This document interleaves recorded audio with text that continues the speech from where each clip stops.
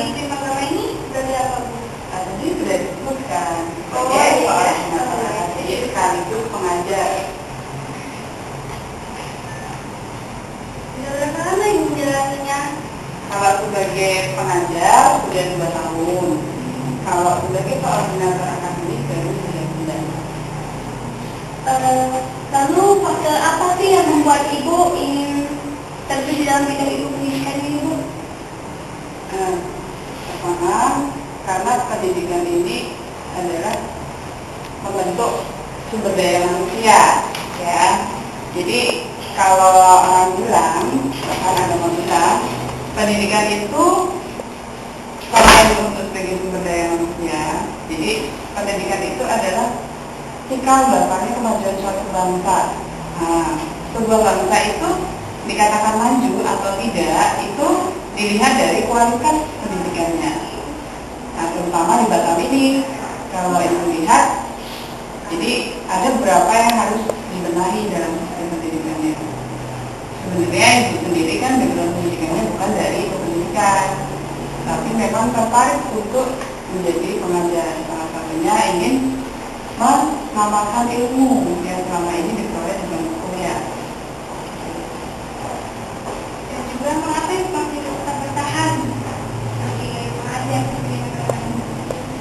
Karena di tim agama ini lokasinya, pertama tim agama Iban itu lokasinya di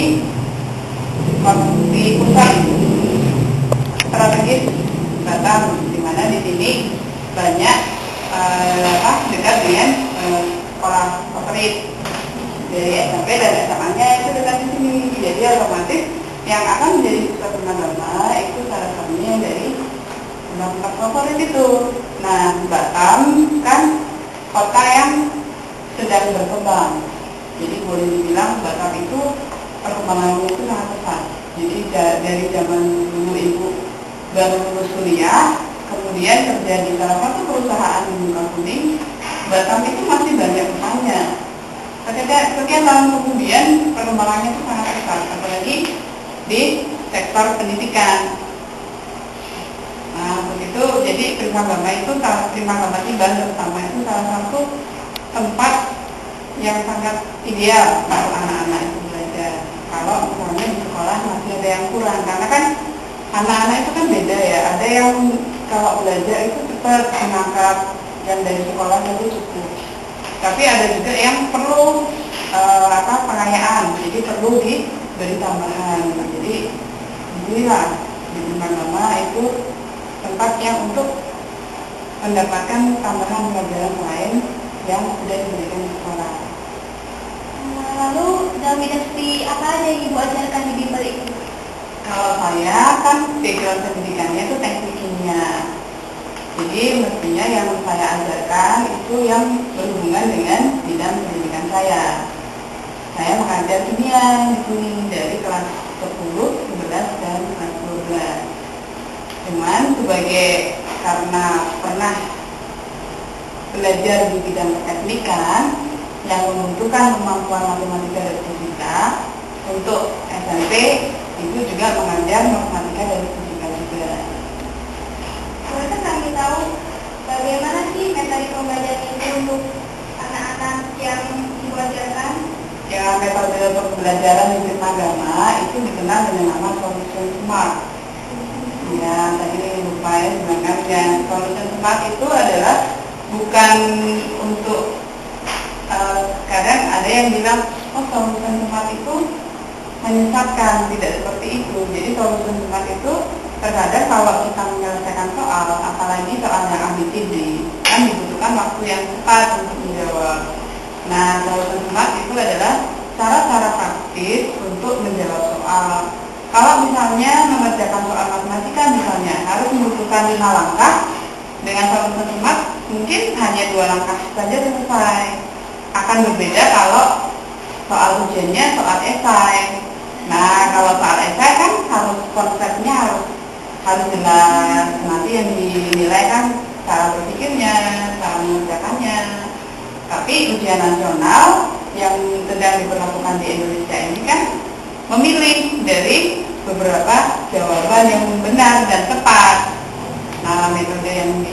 Primagama itu salah satunya adalah lulusan Smart.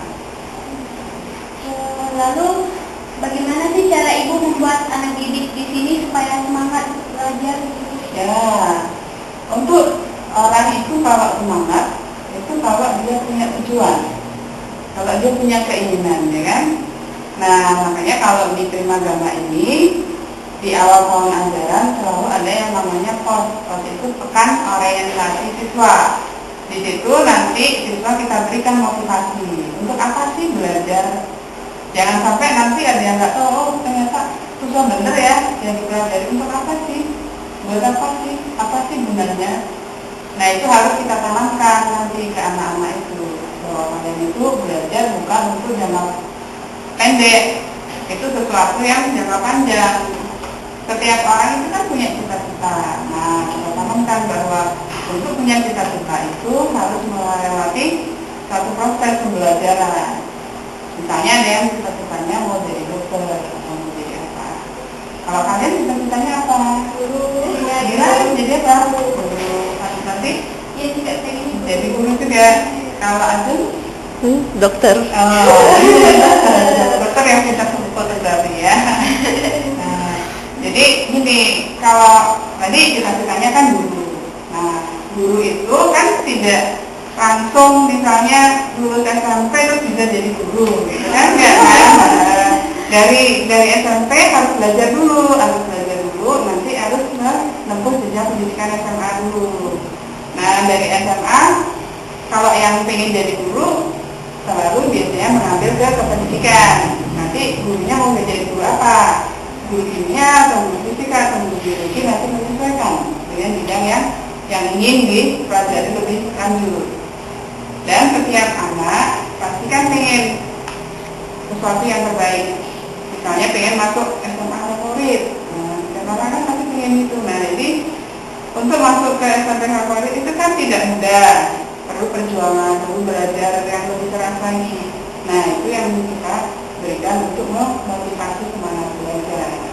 Jadi yang penting manusia itu atau siapapun itu harus punya tujuan dalam dia. Kalau orang nggak punya tujuan, ibaratnya kita lagi mau naik taksi, bilang sama sopir taksinya, kemana bu? Nggak ngerti kemana ya mas? Jalan aja kan, yang bisa begitu, sama aja kayak gitu. Orangnya kan bingung ya. Nah, jadi kalau misalnya sama kalau kayak kita hidup, kamu tujuannya mau kemana sih? Artinya cita-citanya mau kemana? Oh mau jadi guru, oh ya berarti aku kalau mau jadi guru harus jadi guru yang pintar, ya kan? Biar nanti murid-muridku pintar, gitu. melihat dunia pendidikan pada zaman sekarang, bagaimana pendapat ibu? Dunia pendidikan yang sekarang itu adalah berbasis kompetensi. Jadi kalian itu kan dididik untuk bisa menyesuaikan dengan kemajuan yang ada. Sekarang itu terutama kemajuan teknologi ya, kemajuannya itu sangat pesat. Jadi untuk anak-anak kalian, anak-anak seperti kalian ini, ya, jadi harus juga bisa memahami teknologi. Sekarang itu kalau dalam proses pencarian ilmu sebenarnya lebih mudah dibandingkan pada saat zaman dulu. Kenapa? Karena sekarang ada buku berjalan, ya kan? Nggak usah kemana-mana, bawa laptop saja, cari tempat-tempat yang browsing gratis. Nah, kalian bisa membuka berbagai macam ilmu yang ingin dipelajari di internet. Jadi kalau buka internet jangan main Facebook aja, ya kan? Jadi tapi harus juga browsing-browsing yang lain, dan yang Facebooknya 2 jam, terus yang nyari listrik statisnya setengah jam aja. Jadi ilmu itu sekarang tidak hanya kita pelajari di sekolah, tidak hanya dari guru yang menerangkan, tapi setiap anak itu harus aktif sendiri mencari. Dan internet itu adalah kamus besar, jadi di sana bisa mencari apa saja. Dan juga hati-hati, di internet itu juga bisa kita salah masuk, membaca sesuatu yang belum pantas untuk dibaca anak-anak yang seumur kalian ya. Jadi kalau mau browsing internet harus hati-hati juga. Lalu apa sih suka dukanya ibu dalam menjalani profesi ibu? Suka duka. Ya. Sukanya banyak, kalau ada muridnya yang manis-manis, kalau ada muridnya yang pintar, tenang. Tapi duka pendidikannya kalau ada yang bandel, ya kan? Kalau udah diterangin, nggak mendengarkan, kami sendiri atau sibuk main HP, sibuk main SMS, nah itu kondisinya. Padahal kan ilmu yang diberikan itu kan bukan untuk gurunya, jadi untuk yang mendengarkan sebenarnya kan rugi kalau udah, apalagi kayak di Google ya, di Primagama ini kan terkenal biayanya mahal. Jadi sebenarnya sayang kalau waktunya itu tidak dimanfaatkan semaksimal mungkin, diberi kesempatan untuk bertanya, tidak pernah bertanya. Ya jadi kan sayang. Padahal kan setiap orang tua itu kan pasti pengen yang terbaik untuk anak-anaknya. Terus, apa pesan ibu untuk dunia pendidikan dan Pesan ibu bukan untuk dunia pendidikan ya, kalau dunia pendidikan kan sudah ada ahlinya. Jadi pesan ibu adalah untuk kalian aja. Jadi belajarlah yang rajin, dan kalau di apalagi pendidikan itu kan tidak hanya untuk dalam jangka pendek, tapi untuk masa depan kalian. Nah, pendidikan yang ideal itu adalah yang tidak hanya mengejar hal-hal yang bersifat duniawi aja, maksudnya seperti kayak matematika, fisika, kan orang bilang itu ilmu dunia, tapi harus disertai dengan akhlak, pendidikan akhlak, itu yang paling penting. Seperti yang kita ketahui sekarang kan, kalau melihat televisi, baca koran, gitu kan, ada korupsi-korupsi, ya, itu salah satunya itu adalah mungkin pendidikan akhlak. Kalau orang sudah ditanamkan akhlak, takut sama Tuhannya, berakhlak baik, takut sama Tuhannya, insya Allah mungkin korupsi itu tidak ada di Indonesia. Dan tapi kok kenapa korupsi ada? Kenapa orang tidak setuju itu banyak? Ya karena proses pendidikan itu tidak dijalankan dengan akhlak yang baik. Contohnya nih, kalian jadi sebagai siswa, salah satu kalau ukur akhlaknya baik atau tidak itu kalau ulangan ada yang mencontek, ya kan? Nah, padahal mencontek itu salah satu hal kecurangan sedikit yang lama-lama itu akan menjadi biasa. Nah, kebiasaan mencontek yang buruk itu nanti kalau sudah besar akan terbawa pada saat bekerja. Mencontek sudah kan melakukan kecurangan. Jadi kalau misalnya melakukan kecurangan, hal yang kecil-kecil sampai melakukan pemotongan jam kerja, misalnya pemotongan uang, mengambil uang yang bukan haknya, akhirnya akan menjadi biasa. Jadi setiap orang itu harus dibekali dengan akhlak yang baik. Baik, terima kasih atas waktunya. Demi mohon maaf ya.